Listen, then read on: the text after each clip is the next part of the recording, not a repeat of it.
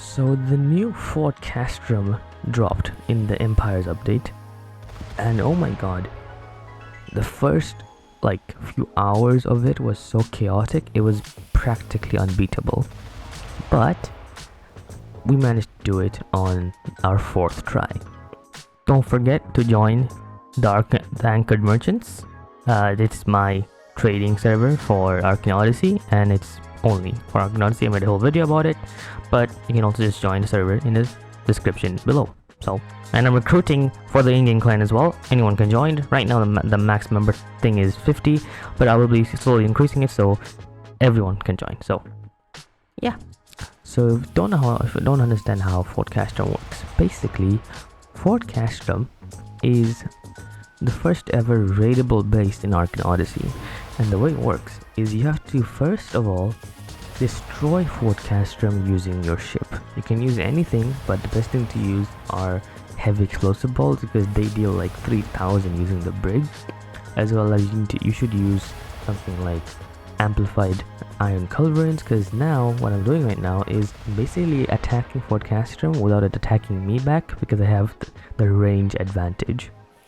And what this will do is this is supposed to be a boss HP on the top, but it didn't really show up because I'm probably too far away. I'm not sure how it works, but sometimes even if I'm too close it didn't show up. But basically Fort Castrum has 60,000 HP, and you have to just basically like sink it like a ship.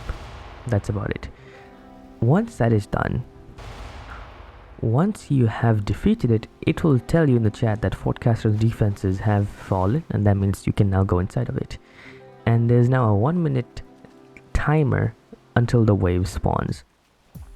There are waves to fight basically in this fort, but I have a lot of nitpicking to do about this. So first of all, if there are more than even 2 people at Fort Castrum at the same time, it's already impossible to do. The reason why I say that is I think the level scaling on the NPCs is just way too absurd right now. When you have 2 people at Fort Castrum, the NPCs are mostly going to be around level 75. Basically all of them are almost going to be level 75, some maybe 90, like the centurion and stuff like that. But I think that's when you reach 3 people. When you reach 4 people, you reach level 120s, and these one NPC level 120, like the centurion guards, they can take you down if they're some kind of metal mage or something. Just one. And the waves spawn around I don't even know how to count.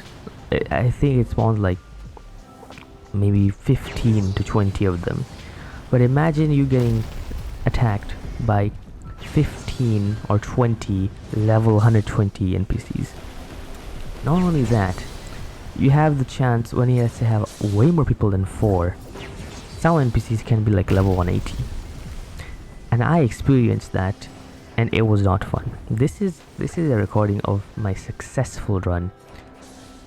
I don't even want to talk about just how laggy and how annoying it was when we were fighting it with more than 3 people. So with all of that being said, this is also a really long process. 10 waves is a really long time. Defeating them, finding them, and there's a lot of nitpicking to do as well. So right now I'm using a revealing potion. Basically you can see the NPCs through the walls, you can see the indicators. But the problem about this is that NPCs sometimes literally just go through walls and you can't even damage them, here. So they can damage you if they use a move on you. They can in fact damage you, but you cannot damage them. And trying to hit them is genuinely so annoying because they just get stuck right in the wall. It is so dumb. It was super annoying just trying to find the last few NPCs every single time.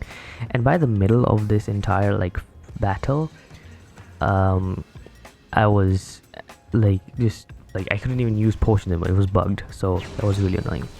But another thing to note is that we have found a like somewhat of a strat to basically beat Fort Castrum very fast. The best way to beat Fort Castrum is to have one person solo it from wave 1 to wave 7. The reason why I say that is you want to have basically the lowest level NPCs possible so that you can like clear them out very easily. So from wave 1 to 1-7, you can just clear them out as fast as you can. Then for waves, because we've tested this and it's really stupid. Basically, if someone joins at wave 7, they will still get the loot. So that's that. So basically, it's better for only one person to do it from wave 1 to wave 7, so that if you only get the lowest of the lowest levels, and that they can solo it basically, and they can speed through all the waves, as well as once they reach wave 7, you can then join in and then finish the last few waves, because then you'll be counted towards the reward, and then you'll be able to fight the boss as well. And another thing to note, it's really hard to fight this many waves without having to wait. And so I found a trick. Basically, each wave will last for 10 minutes before they get like completely it will get the entire fort will be rebuilt, and it will get kicked out and destroyed again. So there is a strategy to this. Basically, you want to fight everything until it says there's 2 or 1 enemies left, and after that, basically you want to heal up first. Like, that is a grace period until the next period, like until the next wave, and in that time period you have to heal up, because you don't get HP for killing enemies. And this is something I want to talk about. You should get HP for killing enemies. You get HP for killing players, which is why you can have stuff like gladiators, like you can have people fighting back to back to back, because you actually get HP. It's doable like that. It's not doable here, because here you don't get healed back to full HP. It's either they do that or they heal you back to full HP after every wave ends. But besides that, it was so annoying to having to wait, because this one raid, okay, this one attempt with just 2 of us, okay, we were basically doing duo. It took us like an hour to actually raid Fort Castrum as a duo. Not sure how much it would take as a solo. A lot of people think it took 15 minutes, which is just absurd, like the time difference. It's 1 hour to 15 minutes. That doesn't make any sense. But